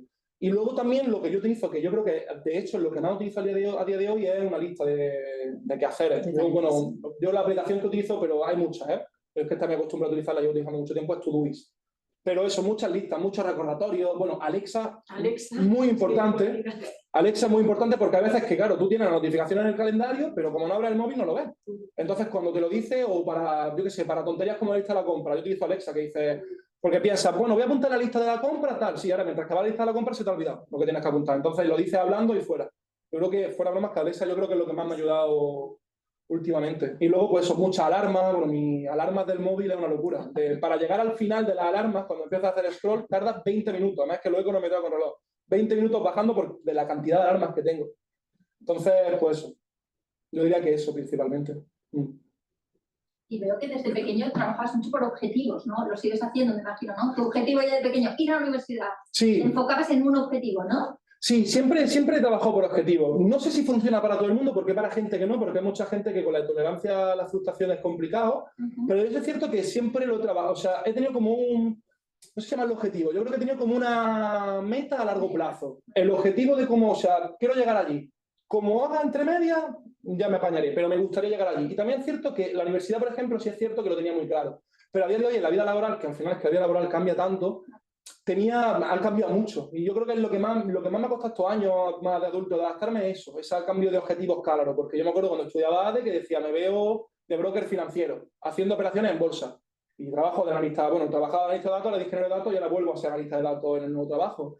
Entonces, yo creo que sí, sobre todo yo creo que los objetivos a corto plazo vienen muy bien. De hecho, un ejemplo muy, muy reciente, por ejemplo, yo quería irme fuera de España para vivir esa experiencia de montar un trabajo, irme fuera, y yo en febrero así dije, mira, en febrero no, más tarde, en marzo así dije, para esta fecha de ahora quiero tener un trabajo. ¿Por qué? Porque bueno, coincidía con unas vacaciones, que vengo ahora de unas vacaciones y demás, y digo, quiero tener un trabajo para esta fecha. Si no lo consigo, no pasa nada, pero me viene muy bien ponerme ese objetivo porque al final lo que tú dices, te pone un límite de tiempo y al final dices, a lo mejor en los 3 primeros meses no hago nada, pero luego le veo la oreja al lobo. Entonces ya me tengo que poner a tope. Sobre todo eso, a corto plazo, sin machacarse mucho si no se consiguen, pero como para motivarse, decir, está aquí, este es el objetivo. Y luego también, obviamente, muchas veces lo hago con... Pues luego te da pues yo qué sé, he conseguido el objetivo, me voy a cenar, me compro un no sé qué, me voy, yo qué sé, al cine, ¿sabes? También para esa gratificación. Alberto, no sé si... Sí, tenemos más preguntas. Yolicho nos ha querido compartir un pequeño testimonio y nos dice, hola, a mí me diagnosticaron TDAH con 50 años y lo que era una depresiva crónica, pues fui a la diagnosticada más feliz de psiquiatría. Yo también tomo, el Banse y decir que ser hiperactiva, en el tratamiento oncológico ha sido lo mejor, porque el cuerpo no puede, pero aún con dolor y fatiga no he parado. Claro. Sí, completamente. Gracias por habernos compartido este testimonio, Yolicho. Después, Martí, que se ha distraído, si le puede recordar el libro que has comentado. Ah, el libro que he dicho, bueno, también la película. De hecho, bueno, creo que es Percy Jackson, se llama. La película creo que hay dos. No sé, no me acuerdo si en la película mencionan el TDAH. Mencionan la dislexia 100% porque el tío lee en griego antiguo porque tiene dislexia, básicamente. Pero los libros 100% se menciona que tiene TDAH. Y además es que, si no me equivoco, creo que el escritor o él mismo o alguien, no sé si era su hijo o su hija, tiene TDAH. Entonces está relativamente bien explicado, teniendo en cuenta que es una novela de ficción, pero a mí me sirvió eso porque te ves como reflejado. Y lo ves como un superpoder, que tampoco viene nada mal, realmente. Genial, gracias. Después, Tatiana, bueno, creo que ya lo has hablado un poco porque te ha preguntado cómo haces para organizarte en el trabajo, qué estrategias utilizas, pero bueno, ya has dado respuesta. No sé si quieres preguntar otra cosa más, Tatiana. Y nada, Cristina se ha tenido que ir y agradece mucho tu testimonio. Y de momento no hay más preguntas por aquí. Perfecto. Yo quería comentarte, a veces en las acogidas que hacemos, que recibimos a las familias, yo muchas veces tiendo a decir esto que no sé si es adecuado o no, pero a veces cuando están como muy desesperados les digo, mira, es que lo difícil será superar la etapa escolar. Y yo los tranquilizo un poco en ese sentido porque están muy abrumados por la etapa escolar, ¿no? Y digo, es que vemos tantos ejemplos como el tuyo de decir, después es que es otra vida, ¿eh? Pero sí que es cierto que no... que tú ahora lo explicas así, como que lo has pasado y qué bien, pero detrás tenías un viaje muy importante, porque tú has explicado esa etapa escolar, tenías una familia muy preocupada, un psicólogo, unos recursos. O sea, que yo sí digo, oye, o sea, el persistir, porque al final se abrirá la luz, ¿no? Entonces, no sé, y a si te parece bien que digamos eso, ¿no? Porque yo es que lo digo mucho, ¿no? Superaréis la etapa escolar y será otra cosa, ¿no? Ahora hay que aguantar aquí, es una carrera un poco de fondo porque es un poco larga, cuando te está hablando un niño de 5 o 6 años, ¿sabes? Con unos padres que están muy preocupados, ¿no? O 7 años, ¿no? Sí, no, completamente. O sea, mucha gente dice, no, yo volvería a mi instituto, yo no volvería pero ni al instituto, ni a bachillerato, ni a ningún sitio. Yo estoy bien donde estoy. O sea, la etapa escolar es lo más complicado realmente. Y es muy fácil verlo también cuando ya la has pasado, pero estar dentro de la etapa escolar y estar mal es muy complejo. Es muy complejo, sobre todo yo creo que también por la propia persona, porque el adulto al final ha pasado también por esa etapa y ha salido de esa etapa y ha visto lo que es después la vida. Pero la persona que está en el instituto, en el colegio, en bachillerato, no conoce nada más, conoce lo que tiene detrás y no es bueno, es que incluso puede ser más oscuro. Entonces, completamente, es un antes y un después. Yo cuando salí del instituto es que empecé a ser feliz. Yo en el instituto no he sido feliz nunca, ni en el colegio. Nunca. Y yo creo que después hay un tema que es como muy injusto, ¿no? Que el acceso a un diagnóstico no está, no sé cómo se dice en castellano, al alcance de todo el mundo. Sí. Porque yo por dislexia y TDAH pagué 700 euros. Sí. Esto es mucho dinero. Sí. Y yo soy profesora, tengo alumnos que lo ves y dices, tú eres un TDAH, pero... Y el pobre va como... Sí. Es que, pero qué pena, tío. Y está esperando a que alguien dé la seguridad. Sí, completamente. Y no es justo. No. Y es cierto que cada vez pasa menos, por ejemplo, en mi caso, es verdad que aparte de esta parte de ser accesible también económicamente, en mi caso pasó que de chico a mí me tachaban de esquizofrénico, bipolar, pero simplemente por desconocimiento, al final de cuentas. Que por suerte cada vez pasa menos, pero sigue pasando. O sea, estas cosas siguen pasando. Y la medicación es cara. También es cara, sí. Es una medicación que no está al alcance de todo el mundo, ¿no? Y la reeducación, que está muy necesaria y está recomendada en todas las guías de práctica clínica aquí en cualquier país europeo, no queda incluida en la seguridad social. O sea, es un cargo que tiene que asumir todas las familias, con un costo muy fuerte. Y de aquí, al menos nosotros, en cuanto a la eficacia, que el tratamiento farmacológico es muy eficaz, vemos que la reeducación es, yo siempre lo digo, para mí dentro del tratamiento es clave, o sea, en el TDAH es clave, imprescindible, porque es ese apoyo también que tienes ahí contigo, ¿no? Ese mentor o ese tutor, o lo que tú comentabas, ¿no? Ese que te acompaña, te defiende, porque necesitáis ser defendidos en el colegio, necesitáis, ¿no? Sí. Yo creo que es súper importante. Completamente. Y yo también quiero decir una cosa, o sea, yo creo que dentro de lo que cabe tuve suerte, porque era disruptivo. O sea, si no hubiese sido disruptivo, o muchas veces esto se ve en el caso de las niñas con TDAH, que están en la clase, no molestan y demás, pero los problemas están ahí. Es que hay mucha gente así, o sea, no me hubiera visto el TDAH, a lo mejor me hubieran diagnosticado TDAH con 18 años, con una depresión, ansiedad, anorexia y bulimia, y dicen, ¿qué pasa aquí? Y dicen, que tienes TDAH. O sea, que dentro de lo que cabe... Como muchas veces lo camufláis Claro. con un coeficiente intelectual, a mí, por ejemplo, muchas veces me dicen, es que tu hija no parece que tenga TDAH. Y eso que es hiperactiva, ¿no? Sí. O sea, tiene el perfil combinado. Dices, ya lo sé que es inteligente, pero necesita adaptaciones, por favor, ayudarla, que no puede. Y eso cuesta, porque sois inteligentes. Sí, Y a completamente. veces dices, bueno, sí, ya, pero Sí, un poco de ayuda no viene mal. Sí, completamente. Yo tengo una pregunta. Sí. Tengo un hijo con TDAH y él me dice por las noches que su cabeza no para, ¿no? Sí. ¿Tú qué técnicas utilizabas para poder descansar y parar esa actividad cerebral? Pues yo creo que de chico lo que mencionaba, yo creo que lo que más utilizaba era leer. Porque leer, claro, como al final estás leyendo y tienes tu voz, no para tampoco. Muy complejo.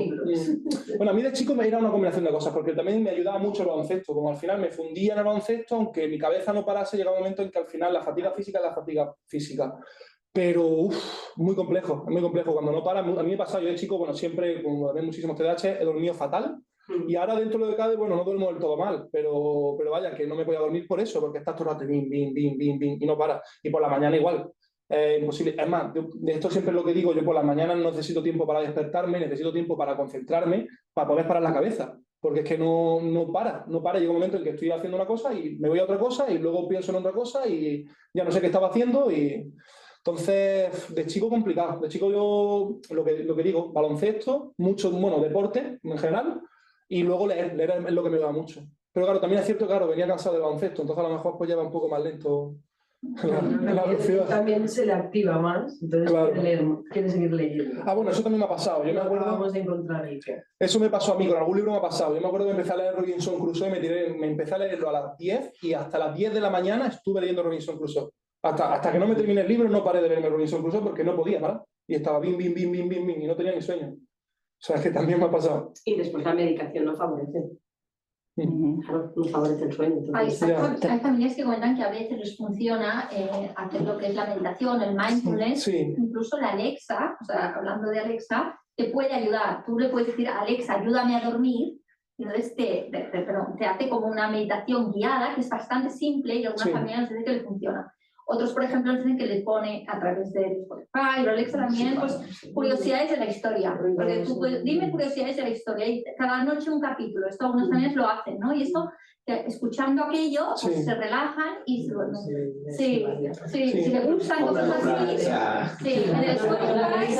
Alexa es una maravilla, Alexa, ¿eh? Sí. Bueno, Alexa o lo que sea. Lo puedes hacer en el Spotify, O el de por ejemplo, Google, sí. curiosidades de la historia, curiosidades de National Geographic. Entonces, cada día pues, te explica pues, la vida de Napoleón, otro de la Grecia antigua de no sé qué, y entonces eso como un ritual, ¿no? Crear la rutina de ir a dormir, ¿no? Esa rutina del sueño, ¿no? Que a los adultos con TDAH también es bastante bien. Se me olvidó mencionar la parte de la meditación. Yo meditación he hecho durante mucho tiempo, sí es cierto que, bueno, creo que soy uno de los raros porque a mí el yoga no me ha funcionado. Me ha funcionado muchísimo. Sí, me ha funcionado muchísima otra meditación. La guiada tampoco me funciona porque me despisto con la voz. Me viene más mejor quedarme yo solo en una habitación con música, bueno, obviamente que no tenga gente cantando ni nada, música muy relajada porque también me despisto, pero también me ha venido muy bien la meditación. Yo he hecho meditación, yo qué sé, desde... Yo creo que empezaría en educación temprana o por ahí, o sea, de 4 o 5 años. Yo creo que a día de hoy ya no hago meditación. Me sirve mucho, por ejemplo, lo que digo el baloncesto no es tanto jugar, pero hay veces que yo cuando estoy rayado me voy y he acostumbrado, como es, bueno, con mucha gente, hay gente que limpiar le viene bien, bailar le viene bien, porque es una tarea que tienes tan automatizada que la haces sin pensar y te viene bien para despejarte. Entonces, completamente. Y estoy pensando una cosa que se me ha olvidado, yo para estudiar en la universidad me pasaba igual. Yo cuando tenía que estar, o en el instituto también, cuando tenía que estar muchas horas, no podía parar de darle de vuelta a la cabeza, entonces lo que encontré es que decía, vamos a ver, me voy a despistar igualmente. Entonces, si puedo poner un foco en el que se me vaya un poco del despiste, porque claro, si no tengo nada, sé que voy a despistarme con eso, con todo. Pero si me pongo a lo mejor un foco, sí, a mí lo que me funcionó durante mucho tiempo es, por ejemplo, música no, porque cantaba. Series que había visto antes, en mi caso era Friends, que había visto muchísimas veces, me la ponía de fondo y sabía que me iba a despistar, pero sabía que solo me iba a despistar con eso. Entonces, al final de cuentas, como sé que me voy a despistar, me despisto con eso solo en vez de estar despistándome con todo y algo pillo de lo que estoy estudiando. Por ejemplo, por lo mismo, porque no podía parar. Hay mucha gente que también sé que la tele le funciona, o incluso música también. A mí la música no. Por esto, que tu madre comentaba que no tuviste móvil, tablet, etc. Pero bueno, en el caso de los dibujos animados, ¿cómo lo gestionabais? Pues dibujo animado, yo no creo que tuviese... Bueno, me gustaba mucho Doraemon y demás, pero claro, como era tan chico realmente, y luego al final es que lo que digo, yo creo que en mi caso, como empecé a estudiar tan tarde, que al final estamos hablando de 16 años, 15, 16 años, que es cuarto de la ESO, pues tampoco me tuve que concentrar mucho.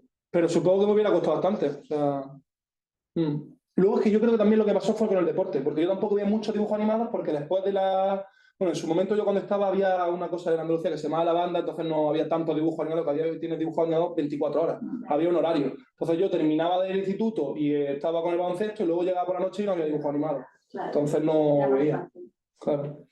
Pero es verdad que hay como un mito ese de que el TDAH, por ejemplo, no puede estudiar con música o no puede estudiar con otra cosa. No. Y yo creo que hemos visto que los adultos o los jóvenes son capaces de hacer las dos cosas a la vez, y es lo que tú dices, como se van a distraer igualmente, ¿no? Al menos controla esa distracción, ¿no? Entonces son capaces de estudiar con música o con algo de fondo o con...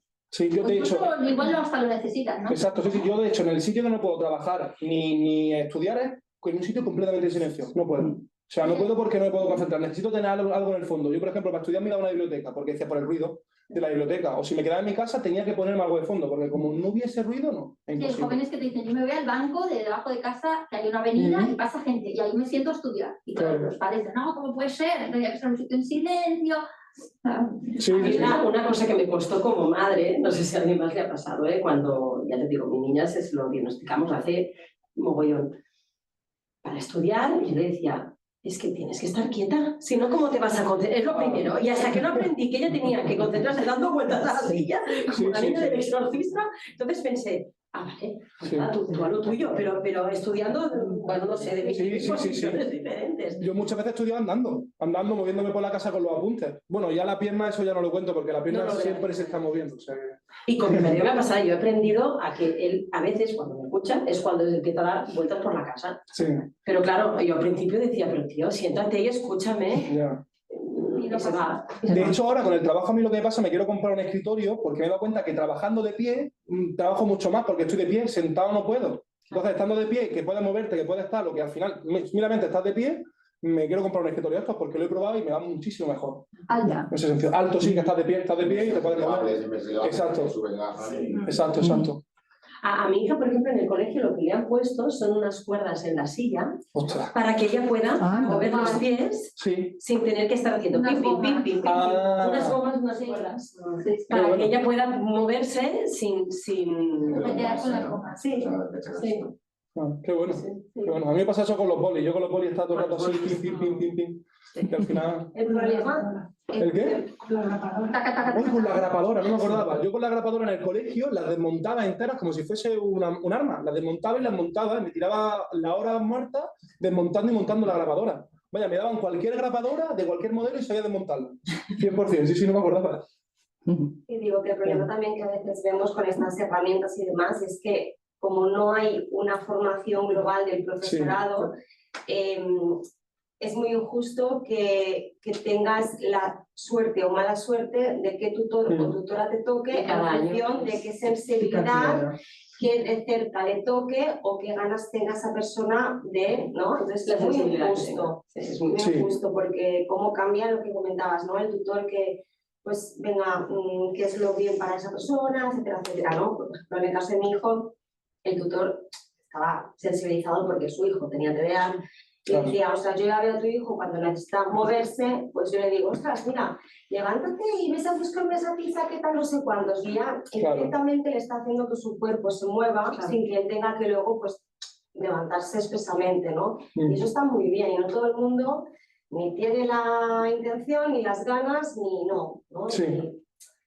Y yo creo que hay un tema también básico, no sé, madre e hijo. Yo, por ejemplo, en mi caso, lo que creo que a mi hija es normalizar el TDAH. Hacemos bromas cuando yo veo mi hija y mi marido yendo por la calle, uno se cae, el otro se... Yo ya me pongo 4 metros para atrás porque si no acabo cayéndole yo. Entonces, al final, yo le digo mi TDAH, o sea, es como... y entonces ella tiene herramientas, pues yo le digo, mira, tú tienes que ir a tu tutor y llegar a un pacto de qué necesitas tú para poder salir de clase. Tú tienes que ser tú quien lleve ese pacto.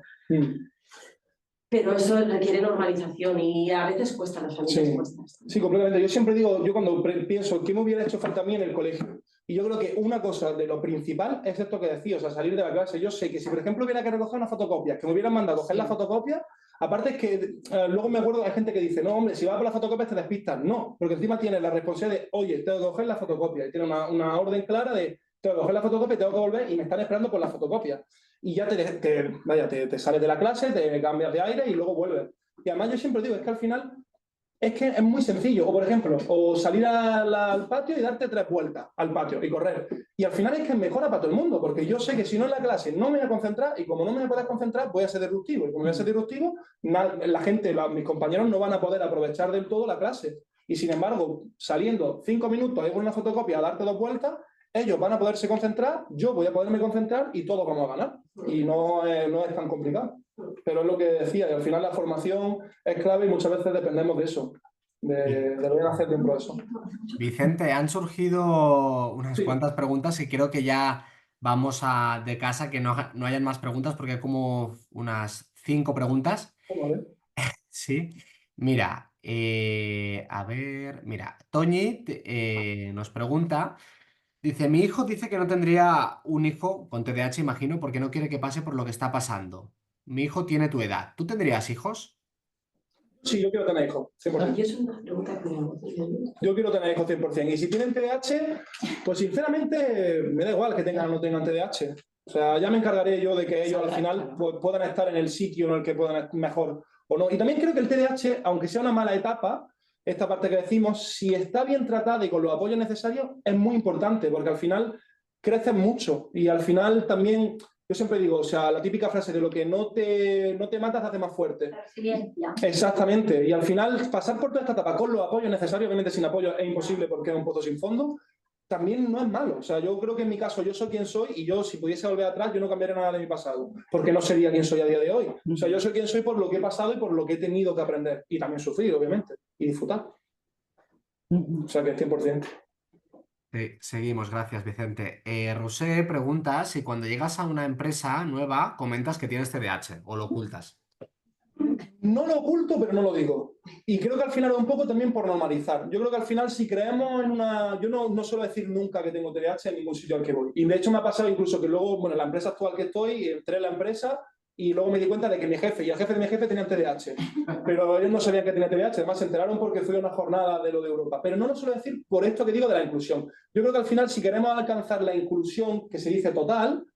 adaptamos nuestras medidas y nuestra manera de actuar con la gente en función de cómo sean ellos y cómo de diversas sean sus interacciones con nosotros. Entonces, por lo tanto, no hace falta poner una etiqueta de, oye, además es que no es soy TDAH, en plan, tengo TDAH, tengo tal. Igual de año, por ejemplo, soy celíaco también. Entonces, yo voy a una empresa y yo no digo soy celíaco. Si luego vamos a comer y digo, pues mira, que no puedo comer porque no tiene gluten. Al final es normalizarlo. No me hace falta decirlo. Yo en el único momento así, es que no, yo creo que nunca, porque al final de cuentas, incluso imagínate que no puedes cumplir una tarea en un momento dado, ¿sabes? O que no llega a, pues mira, tengo que entregar esto para mañana, siempre puedes pedir más tiempo, no tienes por qué poner, que decir, oye, mira, que como soy TDAH, ¿qué tal? Que no, que mira, que como yo no necesito más tiempo y no pasa nada. O sea, que no, yo no lo suelo decir por eso mismo, por la inclusión. Gracias. Luego Esther nos cuenta que su hijo con 15 años, con TDAH, no acepta aún su trastorno, no quiere tomar la medicación, se lo detectaron hace un año y se ha visto muy identificada con todo lo que has contado, pues mi hijo ha sido y sigue siendo, a ver, un trasto, chinchando a todos en casa, le va fatal al instituto por su impulsividad, aunque nunca ha repetido. ¿Qué puedo aconsejarle? Y también nos preguntan si se va a grabar, sí, se está grabando. Y por otro lado, soy profesora y ahora entiendo a mis alumnos con TDAH. ¿Crees que la educación cambia en algún momento? No tenemos recursos. Vale, la primera parte no la he entendido muy bien, o sea... Vale, sí, ¿qué le aconsejarías a su hijo? Pues que no acaba de aceptar su TDAH, que no quiere tomar medicación. Sí, bueno, pues yo creo que primero es que lo acepte realmente, porque no le hace... Entiendo que no lo acepta porque al final soy diferente, pero es que todo el mundo es diferente, realmente. Y yo creo que el TDAH es lo que digo. Lo primero que tienes que hacer es aceptarlo. Es decir, oye, tengo TDAH y es así, igual que puedo ser rubio, moreno, alto, bajo o lo que sea. Y realmente creo que tiene mucha... O sea, a corto plazo, el otro día, por ejemplo, estaba también respondiendo esta pregunta en una formación que hicimos. A corto plazo muchas veces el TDAH es muy complicado porque cuando descubres que tienes TDAH te sientes muy mal al principio, porque dices, ¿por qué tengo esto? ¿Por qué soy así? ¿Por qué soy diferente? ¿Por qué no soy como mi amigo? ¿Por qué no soy como esta persona? ¿Por qué? Pero luego empiezas a aprender a decir, vale, pero es que en la diversidad y en la diferencia, como sociedad y como ser humano, como raza, está la riqueza de lo que somos nosotros, nuestra diferencia. Si todos fuésemos lo mismo, si todos fuésemos rubios con ojos azules midiendo 2 metros, ¿qué hay de bonito en eso? Si todo fuese malo o todo fuese bueno, ¿cómo lo comparas realmente? O sea, en la diversidad es donde está esa riqueza. Yo creo que al principio es normal que esa fase cueste mucho, sobre todo cuando eres más mayor, ¿no? Porque cuando eres chico, en mi caso, por ejemplo, pues tenía 6 años, tampoco tengo mucha más capacidad de decisión de lo acepto o no, pero cuando lo descubres más mayores, esa parte de primera de decir, ¿por qué? El por qué yo, por qué tal, pero realmente, ¿y por qué no? O sea, realmente está bien, realmente. O sea, cuando aprendes a controlarlo, lo que digo es que se puede convertir en un superpoder, aunque a corto plazo no se ve, porque es cierto que no se ve. Porque te digo que es un superpoder y va a decir, pero si da igual, si voy a intentar hacer los deberes y no me puedes concentrar, si voy a tener que llegar a las 5 y voy a llegar a las 5:30, porque voy a llegar tarde y no organizaba el tiempo. Pero es cierto que es un camino. Es como una escalera en una montaña. No puedes intentar escalar el Everest en 1 hora. Necesitas prepararte, necesitas un camino, necesitas luego llegar y poco a poco ir subiendo escalones. Y llegará un momento en que llega a la cima. Y cuando llega a la cima verás los demás y dirás, ostras, pues ha merecido la pena. O sea que eso es lo que le diría. Y luego la segunda parte iba relacionada con la educación, si no me equivoco. Sí, vale. si crees que la educación cambiará en algún momento, porque no hay recursos. Pues sinceramente espero que sí, pero es una tarea muy compleja, sobre todo lo que yo digo de la educación primaria, porque creo que al final, y esta es mi opinión muy personal, creo que al final es un problema estructural, porque nos encontramos que cuando la gente vaya a la universidad va a entrar a ser maestra de educación primaria infantil, muchas veces esa carrera suele ser la carrera que tiene notas más bajas y hay mucha gente que realmente no quiere entrar en esa carrera, se encuentra que entra en esa carrera porque dice, bueno, quiero ir a la universidad y quiero hacer algo. Y es que yo siempre digo, debería ser la carrera más selectiva y exquisita para poder entrar, porque de ti dependen muchísimas cosas, y no solo en TDAH, porque es lo que decíamos, tener un mal profesor de matemática o tener un mal maestro en general en primaria te hace cerrarte las puertas. ¿Y quién no ha tenido aquí un maestro que dice, no me gusta la matemática? Dice, ¿por qué no te gusta la matemática? Dice, porque mi profesor no me gusta, o de lengua, o de lo que sea, y debería ser una de las carreras más importantes. Entonces, espero que sí, y confío que como sociedad en algún momento podamos encontrarlo y sobre todo, con lo que tenemos ahora, fomentar esa formación de los maestros actuales y los profesores actuales, a la vez que estamos fomentando también esa formación de los que se están formando. Pero espero que sí, pero sí es verdad que es bastante complejo y llevará tiempo, bastante tiempo. Y las últimas 2 preguntas. Rusé te pregunta si salías con amigos. El psicólogo de mi hijo dice que debe salir, pero a él no le interesa. No le interesan los temas que hablan y para él es una pérdida de tiempo. Pues bueno, salir con amigos, a ver, socializar, sinceramente, si una persona no tiene muchas ganas de socializar con algún tipo de amigo, a lo mejor es porque a mí me pasaba. Yo, por ejemplo, de chico, soy un caso curioso de TDAH también, porque yo nunca me ha gustado salir de fiesta. Nunca me ha gustado salir de fiesta. Yo me acuerdo que tenía un grupo de amigos que salían de fiesta, que se iban de botellón todos los días, y a mí no me gustaba. Entonces yo iba con ellos y decía, no quiero salir con esta gente. Y de chico yo tenía muy pocos amigos también, porque al final, pues en esa edad es cierto que la sociedad la tiende a tirar por ese lado. Pero a ver, yo creo que socializar es bueno también. O sea, pero si no quieres socializar tampoco hay que forzarlo. O sea, toda cosa viene a su tiempo. Si a día de hoy no tienes ganas de socializar, pues bueno, a lo mejor pues, hay que buscar otra cosa que hacer en ese momento. Pero vaya, de hecho es que lo que digo, yo hasta relativamente hace poco, mi grupo de amigos eran 2 amigos, aunque jugase al baloncesto, yo iba a jugar, hablaba con gente, pero no eran mis amigos. Y ahora, por ejemplo, pues sí, socializo mucho más, hablo más con unos, con otros, pero porque simplemente me ha surgido esa necesidad o he querido hacerlo ahora, realmente. Y Natalia te pregunta si te pasa el síndrome del eterno estudiante, no sé si se llama así, que nunca te sientes listo para lanzarte a la piscina en un tema porque piensas que necesitas saber más y mucho más sobre el tema y puedes pasarte ese mucho tiempo. Bueno, el síndrome del impostor, ¿no? Creo que Sí, también se llama. exacto. Eso es lo que iba a decir. Sí, además yo creo que el síndrome del impostor es muy claro también con el TDAH y viene ligado a lo que decía también de que al final estamos machacados durante tanto tiempo que hasta en lo que somos buenos nos creemos que no somos buenos porque pensamos que la vamos a liar. Y vaya, a mí me ha pasado y me sigue pasando a día de hoy. Y me cuesta muchas veces decir, ostras, que no, que puedo opinar. Y si me equivoco, pues me equivoco, pero ¿por qué no voy a poder opinar? ¿Por qué no voy a poder decir aquí? ¿Por qué no voy a poder aportar? Y va muy relacionado, yo creo, que la autoestima con lo del TDAH. Al final, es lo que digo, para tratarlo como persona individual, porque esto tendría que tratarse, pues no estar tan machacado socialmente, es pues eso, confiar un poco en ti y al final entender que o sea, cada vez siempre se dice, ¿no? Que cada vez que cuanto más aprendes, más cosas sabes que no sabes y más cosas necesitas aprender, porque es que hay tantas cosas en el mundo que tienes que aprender de tanto ámbito que nunca vas a saberlo todo de nada, pero absolutamente nada. Ya puedes hacer un 40 doctorados en astrofísica que vas a seguir sin saber cosas de astrofísica. Entonces, pues eso, al final es un poco confianza y trabajo de autoestima. Y vaya, a mí me sigue pasando a diario. Creo que ya estaba, ¿no, Alberto? Sí, hasta aquí las preguntas por parte de la gente que nos está viendo desde casa. Bueno, has dicho cosas súper importantes. Sí. Estaba intentando pensar, ¿no? en cosas que igual podíamos hacer, que como cada uno lo que se le ocurre, pero confiar en ti mismo, ¿no? Decirle a tus padres que confíen en ti, ¿no? Que puedes llegar a aquello que quieres, a marcarte objetivos, ¿no? Me gustaría también hablar del sentido del humor, que por aquí decíais, ¿no? Sí, Es importante, de quitarle hierras, cosas, ¿verdad? Porque suceden tantas cosas que al final, si a todo le damos mucha importancia, tú a tu niño de 10 años decías no le des tanta importancia a las cosas, ¿no? Sí. Ponerle un poco de sentido del humor a nivel familiar creo que es muy importante, ¿no? Sí, completamente. Vaya, el humor, vaya, yo de hecho estoy haciendo broma. Y yo, vaya, yo pienso en mi pasado y digo, bueno, pues es que es lo que es, y hay que tomárselo con humor porque ¿cómo te lo vas a tomar? Pues es que es lo que es. Hay que siempre relativizar las cosas, realmente. Sí, sí. Desde Adana estamos escribiendo un libro que sacaremos de aquí nada sobre el adulto con TDAH, de Tips and Tricks, y queríamos ponerle un toque de humor, y entonces ya lo veréis, sorpresa, porque ya que estáis aquí, pues lo hacemos, pero hemos querido cada capítulo ponerle un meme.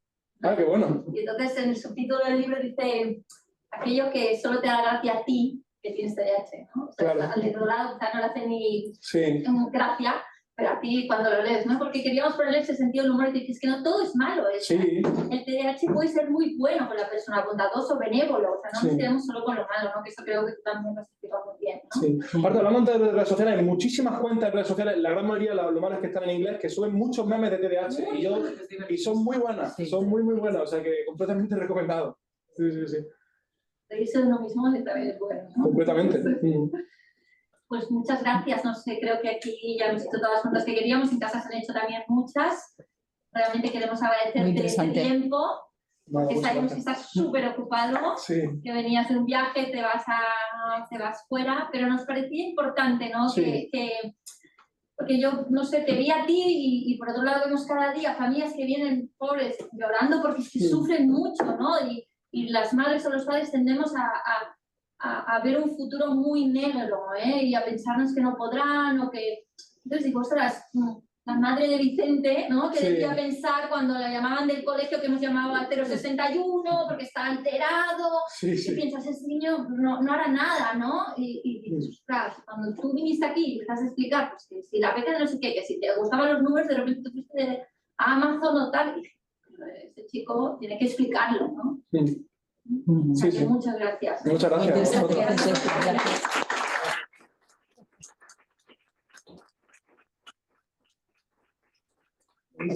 Siempre que quieras. Sí, muchas gracias. Aunque te vayas al extranjero, aquí puedes volver cuando quieras. Visitaré Barcelona, yo voy a 3 años aquí, o sea que algún amigo he hecho. Seguro. Claro. Sí. La ciudad es muy bonita, o sea que...